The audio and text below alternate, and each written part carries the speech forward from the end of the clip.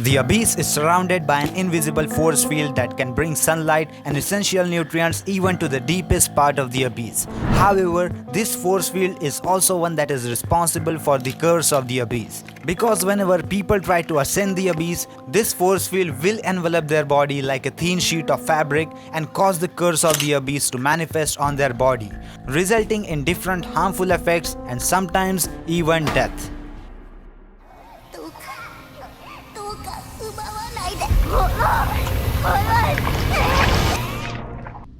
If you wanna make a great fantasy story, be it a novel, film or an anime, there are several things that you have to get right. The first one is obviously the interesting story. The second one is believable characters. And the third one is world building. Yes, the world building in which you set the story is incredibly important. After all, every great fantasy story has an equally iconic world, such as Wizarding World of Harry Potter or the bleak world of the Lord of the Rings. And when it comes to anime, Made in Abyss has one of the most fascinating and yet terrifying world out of the majority of fantasy anime in the recent years. And the one thing that makes this anime so great and also the main talking point for the series as a whole is none other than the Abyss and its mysterious curse. In this video, we are not gonna talk about what lies inside the abyss and about its different layers, because I have already made a detailed video about it which you can check out by clicking on the I button right now. Then that leaves us with the mysterious curse of the abyss. All over the abyss, there is a mysterious force field which Nanachi refers to as the very blood of the abyss, so to speak. The force field acts as its main source of energy, carrying nutrients, light and sustaining life in a similar fashion to the sun. While it is present everywhere, it seems to be more prominent the closer one gets to the center.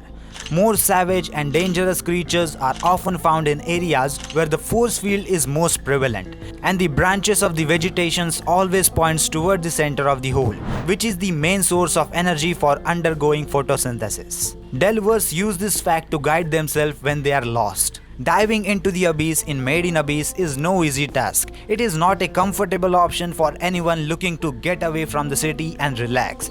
Going back and forth from the abyss will cause you to suffer from the curse.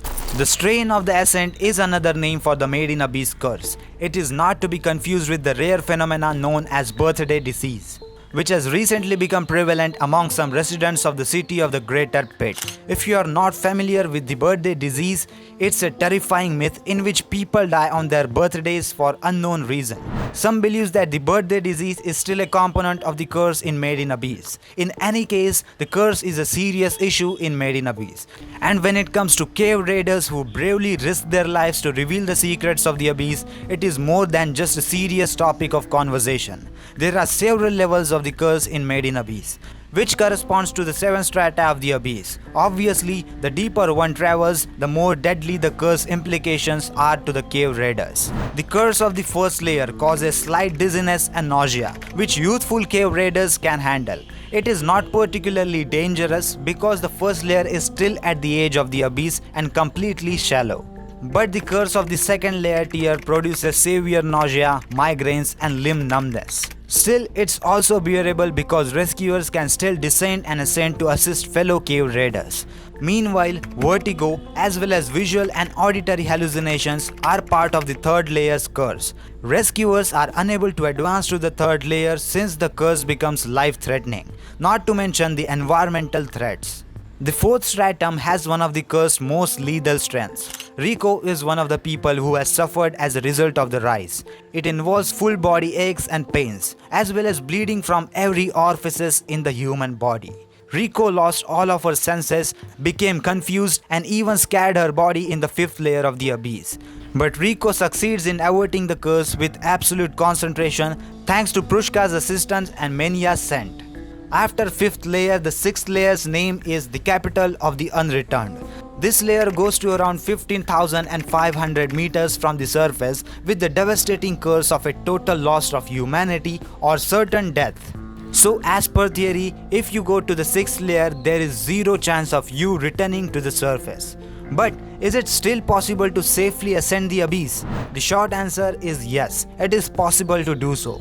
But the long answer is it depends on which level you start with. If a delver wants to just ascend from the second layer of the abyss onto the surface of the abyss, then they will simply feel the curse of the first and the second layer, which is basically just headache and nausea. And even ascending from the third layer should not pose that big of a problem for their body. However, if the delver wishes to ascend from the depth of the fifth layer, then safety is not really a right word to use here. Sure, they won't likely die by ascending from this level, but as mentioned earlier, they will experience the full brunt of the deadly curse of these deeper levels. They will likely still be alive when they arrive at the top, but they will need extensive medical treatment immediately. As for the 6th layer, well, there's no going back after you enter the 6th layer. As a matter of fact, the place where you transition between the 5th and the 6th layer is known as the point of no return. And every delver who decides to enter the 6th layer is said to be having their last dive. There is no absolute safe way to ascend the abyss, especially for level 4 and beyond. That is why every delver who dares to enter the abyss and collect the valuable artifacts knows and accepts the fact that the deeper they go, the more unlikely it is for them to go back to the surface. It just depends on each individual how deep they wanna go inside the abyss. If you would be living inside the Made in Abyss world, would you dive inside the abyss? And if you dare to dive inside the abyss, then at which layer you would stop? Let me know answers to these questions in the comment section down below. And if you enjoyed this video, then don't forget to like this video and subscribe to my YouTube channel, because I post daily anime content about top 10 top 5 listings, anime reviews, recommendations, news, theories, and now also anime recaps too. So if you enjoy my content, then definitely subscribe to my YouTube channel. And that was for today's video guys, and I will see you in the next one. Sayonara.